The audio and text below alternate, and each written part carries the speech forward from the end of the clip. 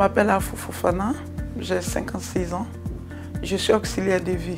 Je me suis occupée de ma grand-mère depuis la Côte d'Ivoire. Et arrivée ici, je me suis dit que j'allais faire ce métier.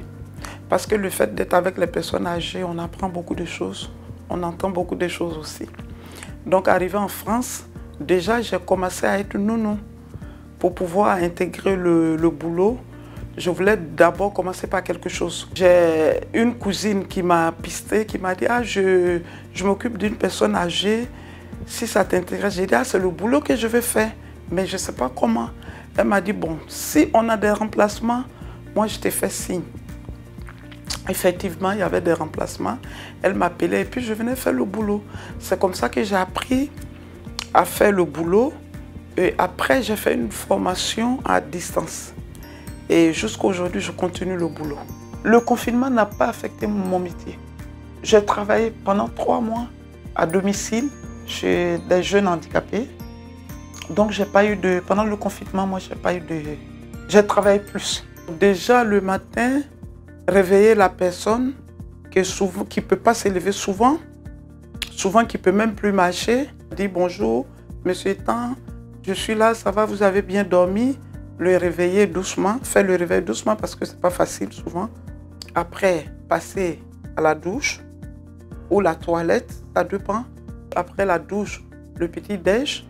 Après, vous sortez un peu pour aller marcher. Et après, c'est le repas de midi qu'on prépare. Et quand la personne finit de son déjeuner de midi, il se repose un peu. Après, il y a le goûter qui suit. S'il n'est pas fatigué, vous pouvez ressortir. Pour une personne qui ne peut pas marcher, il y a le fauteuil. Souvent, tu le mets dans le fauteuil. Après la douche, vous sortez. Et vous allez vous balader un peu en causant. Restez même aller au parc comme les enfants. Aller au parc pour discuter. Et puis après, vous revenez. Le soir, ça dépend. Souvent, on fait toute la journée. Souvent, on travaille jusqu'à 19h. Si c'est jusqu'à 19h, à partir de 18h45, on donne à manger. Après, on rentre chez nous. Souvent, on passe la nuit aussi. C'est rare. Je l'ai déjà fait. Mais c'est rare faire la nuit avec les personnes âgées. Les personnes âgées, souvent, il y a la femme qui est là, qui passe la nuit. Ou il y a l'homme qui est là. Donc, on travaille jusqu'à 19h, jusqu'à 19h30. Et puis, on rentre chez nous. Je suis une personne de 75 ans, passée. C'est dire que j'entre dans le 4e âge. J'en ai bien conscience. Et comme... tous mes proches sont loin, très loin. Je dois m'occuper moi-même de ma grande vieillesse. Je dois prévoir ce qui va m'arriver et qui est inéluctable et qui est déjà commencé. Voilà. Pour ça, la seule chose importante pour les personnes très âgées, c'est la bientraitance.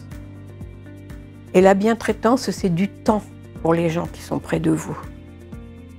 Et puis aussi un esprit, des gestes et tout ça, mais du temps.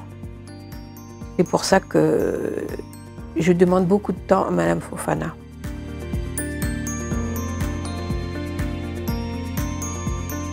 Pour faciliter la vie quotidienne de la personne, je pense qu'il faut être à l'écoute. À l'écoute, la propreté, déjà le ménage. Souvent, ce n'est pas facile. Parce que souvent, avec l'âge, 75 ans ou même plus, on n'a pas envie de faire certains trucs. Moi, j'ai toujours été à l'écoute de mes patients, de souvent faire ce qu'ils veulent, de demander qu'est-ce que vous voulez qu'on fasse. Est-ce que je ne dis pas non, venez, je vais faire ça, c'est moi qui décide, non. Moi, je ne décide rien. Est-ce que vous voulez faire ça? Est-ce que vous savez, si on fait ça, on peut arriver à ça, on peut arriver à ça. Il faut être à l'écoute de la personne, il faut aimer, il faut aimer. Les difficultés liées à mon métier, c'est les décès. Les décès, les maladies.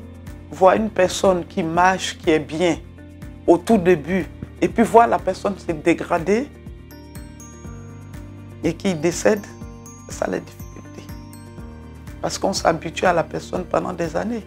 Par exemple, je suis avec Mme Beauvilliers, ça fait 5 ans à peu près. Vous imaginez le jour où elle ne sera pas là. Donc, c'est ça les difficultés du métier.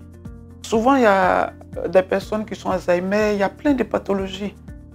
Souvent, il y a des insultes. Il faut supporter. Parce que ce n'est pas tout le monde qui insulte. Ce n'est pas toutes les personnes âgées qu'on rencontre dans la ville ou dans le métro ou dans le train qui insultent. C'est la maladie qui fait. Il faut comprendre la personne. Dire que c'est parce que la personne est malade qui fait ça. Parce que quand la personne n'est pas malade. Et puis, ce n'est pas tous les malades d'Alzheimer qui insultent. Il y en a qui sont comme... Il y en a qui ne parlent pas du tout. Ils ne parlent pas. Ils remuent la tête. Et pour ceux-là, il faut réfléchir. Quand ils ont faim, si tu demandes, vous avez faim, monsieur Tan ou madame Tan? Non. Ils n'ont jamais faim. Ils n'ont jamais envie de faire quoi que ce soit. Là, à partir de là, l'auxiliaire de vie peut prendre la décision de dire il faut qu'il mange, il faut que je fasse la douche, il faut qu'il soit propre, il faut que je sorte avec lui. Parce qu'il va rien, il ne veut rien. Il ne veut rien, il ne sait plus. Il faut dire oui ou il faut dire non. Donc, c'est à l'auxiliaire maintenant, à partir du moment que la personne ne répond pas, de prendre la décision. Il y a plusieurs façons d'être auxiliaire de vie. Il y en a qui ne font pas de formation. Mais moi, comme j'aimais le boulot, j'ai préféré faire une formation pour apprendre à connaître les types de maladies et puis à connaître la personne. Comment prendre une personne, comment se comporter avec une personne âgée. J'ai un caractère un peu chiant et je sais que tout le monde ne pourra pas me supporter quand je serai encore plus dégradée. Et je sais que Mme Fofana ne me fera pas de mal. J'espère, mais ce n'est pas gagné, parce qu'on ne sait pas ce que la vie nous réserve et que je décline, voilà, je décline beaucoup, je m'en rends compte. Mais j'espère rester toute ma vie ici, jusqu'au bout, comme ça a été fait pour mon mari. J'espère éviter les maisons de retraite, que cependant, pour lesquelles j'ai de l'estime quand même. Hein. J'ai de l'estime pour certaines maisons de retraite. Mais rien ne vaut une personne à domicile qui s'occupe de vous avec des bonnes visites.